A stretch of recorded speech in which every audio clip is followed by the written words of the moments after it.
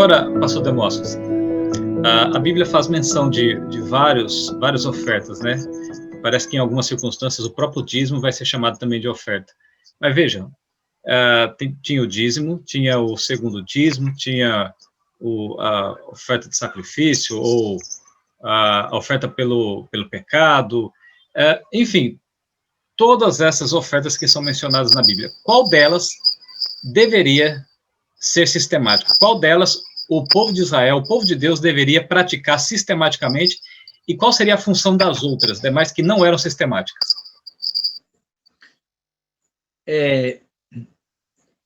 Quando nós pegamos na Bíblia, nós percebemos que essa questão de ofertas, sacrifícios e dízimo varia um pouco de época para época.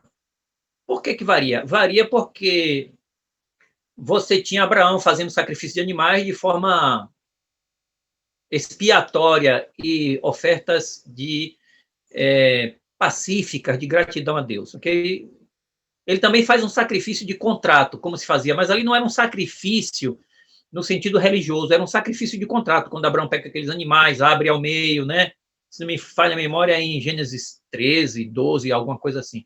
Ele abre os animais ao meio e tal, e Deus passa pelo meio dos animais, e Abraão passa também. Mas aquilo não era uma prática necessariamente religiosa, era uma prática contratual dos dias abraâmicos.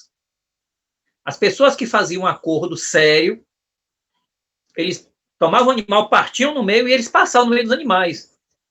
Dizem que a fórmula era o seguinte: seja o meu destino igual a este animal se eu não for fiel ao meu contrato. Algo desse tipo, mais ou menos, entendeu? Era uma coisa séria para ratificar um pacto, um acordo, algo assim. O que nós percebemos que, em termos religiosos, você tem desde o tempo de Abel, é que Abel fez o sacrifício de um cordeiro.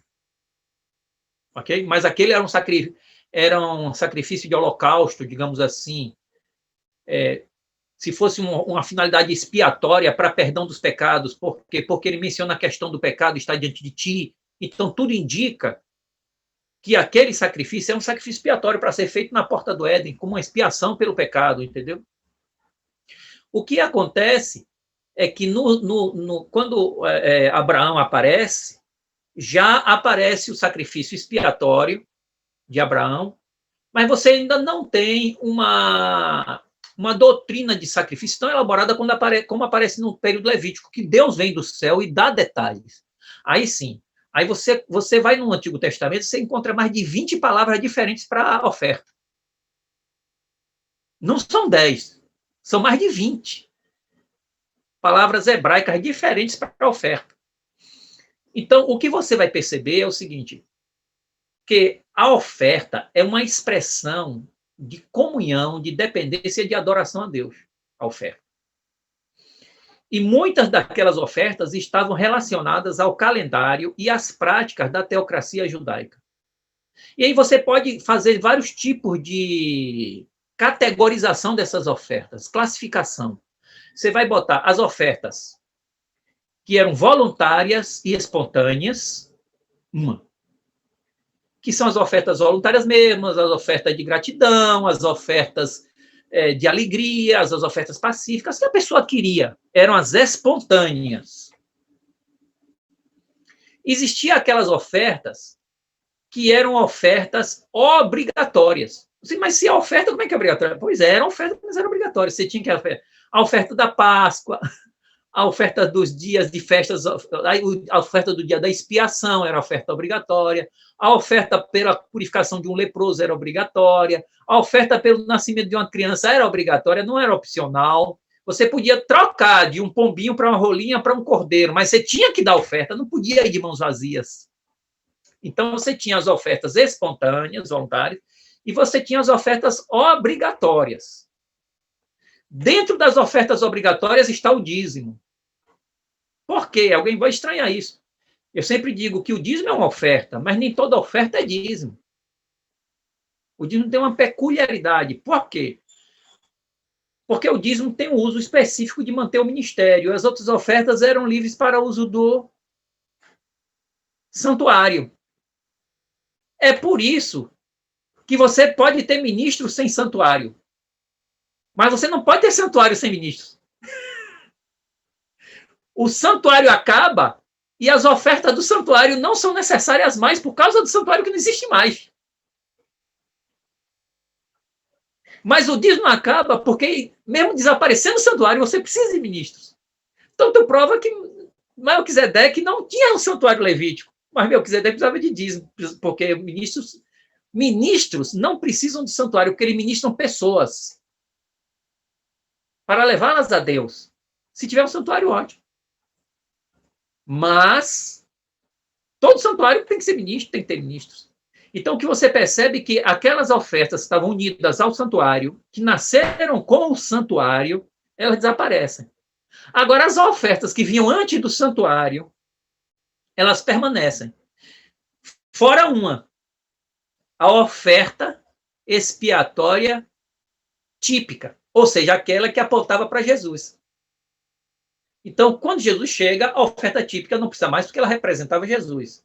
Desaparece a oferta típica e desaparecem as ofertas do santuário. Mas as ofertas e o dízimo que existiam antes do santuário, elas permanecem. Quais são elas? Você tem as ofertas voluntárias espontâneas e o dízimo. Elas existiam antes de existir santuário, e elas, para existir, não precisam de santuário.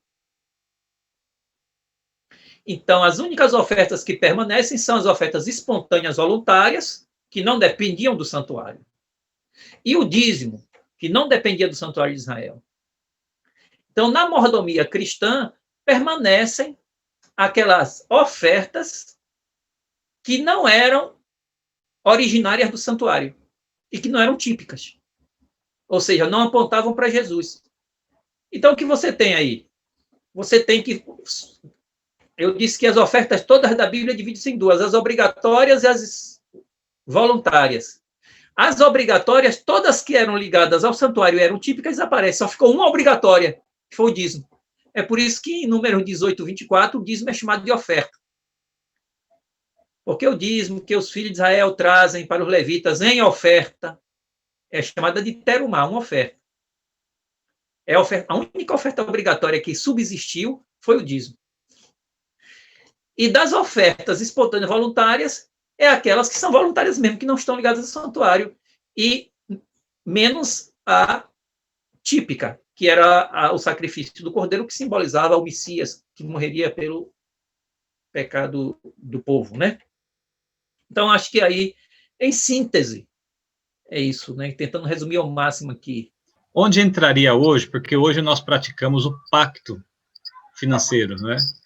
Que seria a oferta sistemática. Onde entraria nesse caso? Não, o pacto é apenas uma oferta espontânea, voluntária, porque ninguém não é obrigada. Ela não é obrigatória. O que é o pacto? O pacto é uma oferta voluntária que você diz, vou dar X por um tempo. Você voluntariamente determina um valor ou um percentual por um determinado tempo. Aí vira um pacto. Entendeu? Você pode ter uma oferta voluntária que você dá mensalmente, diz, eu vou dar todo mês X. Ou virou um pacto, um compromisso, mas com você mesmo, não é com Deus. Agora, você pode fazer um compromisso com Deus, dizer assim, Senhor, por alguma razão, por uma pregação, o Espírito de Deus tocou em seu coração, você recebeu uma bênção muito especial, aquilo ali emocionou, e você, movido pelo Espírito Santo, disse, Senhor, eu tenho dado minhas ofertas generosamente, regularmente, mas elas têm sempre estado sobre a base da voluntariedade. Eu posso, num mês, diminuir, no outro mês eu aumento, no outro mês eu posso até não poder dar, não é isso? Mas eu não quero essa coisa oscilante. Eu quero fazer uma coisa fixa contigo. Em gratidão, em amor, eu quero, daqui para frente, entregar uma oferta de 10% durante este ano. E todo ano vou renovar isso se as coisas continuarem como estão ou melhorarem. Pronto. Você fez agora um compromisso com Deus. Não é mais algo que você pode manipular, mexer a cada mês ou a qualquer momento. Você, digamos assim, você fechou. A gente não pode nem usar a palavra lacrou, que tomou outro sentido, né? Você selou aquela oferta de ficar fixa, mas ela continua sendo um ato voluntário, espontâneo. Você fez porque quis. Não é Deus que lhe obrigou a fazer. Já no Antigo Testamento, Deus obrigava. Deus dizia assim, ó, eu quero que você me traga uma novilha vermelha. Se você levasse uma novilha preta ou branca, ele não queria. Ele não ia aceitar. E senão eu pedi uma novilha vermelha. Era assim? eu quero que você me traga um cordeiro de 1 ano. Não adianta trazer de 1 ano e meio, nem de 6 meses, é de 1 ano. Ele diz assim, você vai dar todo ano, quem tiver 20 anos para cima, os homens que tiverem 20 anos para cima, vão dar uma moeda de prata para o santuário. Não são 2 nem meia moeda, é 1 moeda de prata. Todo ano. Então, Deus dizia o que queria. Então, havia ofertas obrigatórias. Não eram espontâneas, mas eram ofertas. A palavra oferta significa um presente que você dá para Deus. Então, Deus tem o seguinte, Deus quer que você dê presente porque você quer, e Ele quer que você dê presente porque Ele pediu. Por quê? Ele precisa desse presente? Não. Mas Ele precisa que você e eu sejamos semelhantes a Ele. Por quê? Porque Ele nos dá presentes, porque nós pedimos e Ele nos dá presentes sem a gente pedir. Quem quer ser semelhante a Jesus tem que dar os presentes que Ele pediu e tem que dar os presentes sem Ele pedir.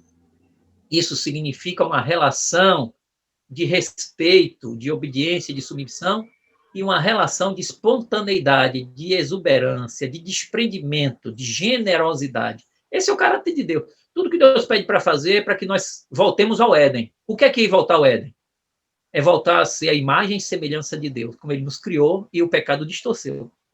Toda a prática religiosa visa essa reconstrução, que nós chamamos de santificação, né, na comunhão com Ele. A gente vai fazendo o que Ele manda, a gente vai se desprendendo nas coisas dEle e nós vamos cada vez mais, como diz o apóstolo Paulo, né, contemplando, de glória em glória, nós vamos contemplando, sendo transformados de glória em glória.